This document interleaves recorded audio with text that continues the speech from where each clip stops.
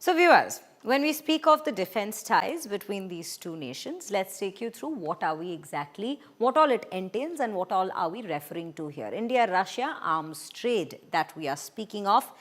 Number one, first up is the S-400 air defense system, which is a crucial part of this very deal, which is $5 billion deal that was signed back in the year 2018, and the deliverables are still being worked upon. 5 units were ordered, the delivery is still being underway, two of which still remain to be delivered by the year 2026. Next up, another crucial system that we are speaking of is the AK-203 assault rifles. Again, around 6 lakh rifles that we are speaking of that will be made in Amethi here, and this is a joint venture between India and Russia, which is where the indigenous component comes to play, that it's being assembled indigenously within India. And this is set to replace the old INSAS rifles for the Indian Army, upgrading our system. Next up is the T-90 and the T-72 tanks, wherein India is assembling these very tanks with Russian support on the side, and it's a $248 million deal that we're speaking of, the engine upgrade deal that we're speaking of, that was signed in the month of March. Again, next up is the warships that we bring to you. 4 frigates that were ordered under the joint project, partly under the joint project, and it was partly built in India, equipped with the BrahMos, which is again an important part of the Indian missile system in general, because we are speaking of one that's been put to test only recently during Op Sindoor.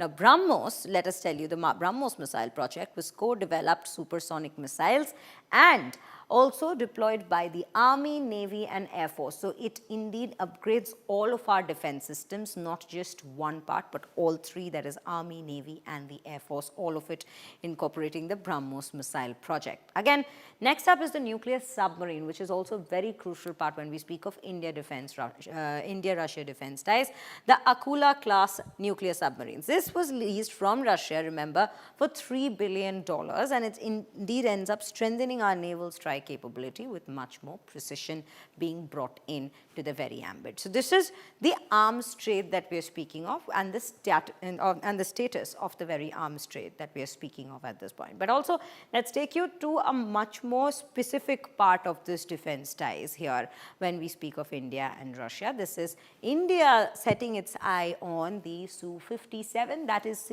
in fact supposed to be an important point of conversation as well in the bilateral meeting that's to take place on December 5th, that is tomorrow. Number one is the F-35 Lightning II. That is the maximum altitude of this being 50,000 feet. That is around 15,240 meters. That is the altitude at which this goes up to. And on the other side is the Su-57 Felon. The maximum altitude of this is 66,000 feet, which is roughly 20,000 meters. That is the difference that we are speaking of when we talk about an F-35 Lightning II and a Su-57 Felon. Next up, we'll take you through the range. The maximum range of an F-35 Lightning II is 2,220 kilometers. That is running on internal fuel. However, the Su-57 Felon has a maximum range of 3,500 kilometers with the drop tanks. This is another big upgrade that we are speaking of with the Su-57. Another aspect of these two are the radar range. The radar range for the F-35 Lightning II is between 241 to 322, over 322 kilometers. That is the range we are discussing of. But here the radar range is again almost double. We see 400 kilometers for a Su-57 Felon. That is again the major difference that we are speaking of between these two. And both of them are 5th generation, however, when we speak of which generation these particular jets belong to.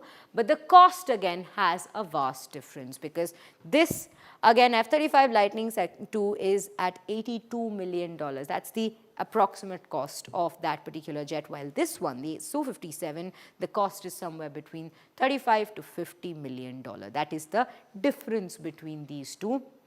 particular jets when we talk about how India has their eyes set on Su-57 and why. Well, so this is what we're bringing to you here, and with that, viewers, of course, when we're speaking of defense, let us tell you, you will get to know a lot more about India's defense ties with Russia when the president himself, the Russian president himself, puts forward his perspective on how these ties have been historically and where it is headed from now on. And that will be in the very exclusive interview that we'll be bringing to you right here on India Today at 9 p.m. a 100-minute long conversation, uncensored, unrestrained, unfiltered. It is President Vladimir Putin in an all-new avatar where he's spoken at length and candidly with India Today. And that is what we'll bring to you here at 9 p.m. sharp. So do set your clock at that time. Well, with that, let's also take you through a comprehensive report now of how India and Russia have always played a balanced act. While Russia has supplied arms to India for decades, New Delhi has emerged as its top buyer of the seaborne oil despite Western sanctions after Moscow launched its invasion of Ukraine in February 2022. So it's been a relationship that has diplomacy at its core, but also trust and mutual respect for each other. Volume of this trade has grown steadily, drawing flack from the Western lobby led by Trump's America. But India has stood firm on its ground, and that is on its policy of Indian interest first. Here's a report as to how that's played out over the years. Let's take a look.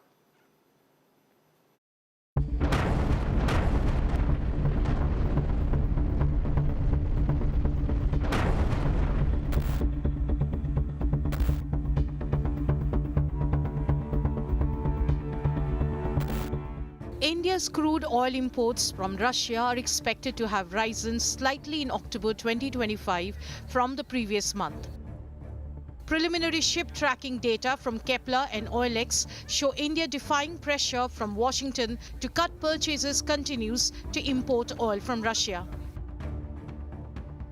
India's Russian oil imports rose to about 1.48 million barrels per day or BPD in October from 1.44 million BPD in September, Kepler data showed, whereas OilX pegged October imports at the same level and said September imports were 1.43 million BPD. OilX data excluded oil from Kazakhstan that was also exported from Russia. But this is about to decrease. Trade and refining sources claim that India's Russian oil imports are set to hit their lowest in at least 3 years in December 2025. That would be a down from multi-months high in November as refiners turn to alternatives to avoid breaching Western sanctions. The Russian president and the Indian Prime Minister will work together to salvage the situation.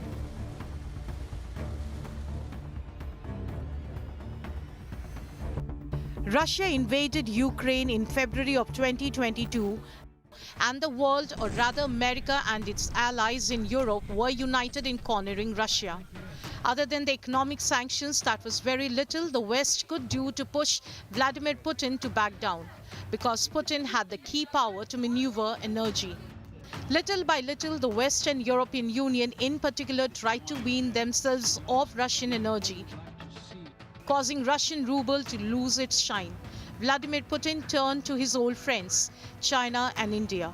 Despite severe criticism, India bought more than twice as much crude oil from Russia in the 2 months since its invasion of Ukraine as it did in the whole of 2021. Indian Foreign Minister S. Jaishankar time and again defended India's decision, sometimes even went into offensive batting as well. What looks almost like a campaign on this issue. Now, I was just reading a report today that in the month of March, Europe has bought, I think, 15% more oil and gas from Russia than it did the month before. Europe has to grow out of the mindset that Europe's problems are the world's problems, but the world's problems are not Europe's problems. India bought crude oil worth $25.5 billion from Russia in 2022. It nearly doubled to $48.6 billion in 2023 and rose to $52.7 billion in 2024. Donald Trump came back to the Oval Office in January 2025, and from the very beginning, he started to use tariffs as punitive measures. India has been slapped by the USA with an additional 25% tariff for buying crude oil from Russia. Atma Vishwas, or self-confidence. As the most populous nation, as a civilizational state, as a rapidly growing major economy, we are confident about who we are and what we will be. Bharat will always maintain its freedom of choice and will always be a voice of the Global South. Russia faces a tough challenge under the circumstances, and India is in a tight spot. Bureau Report, India Today.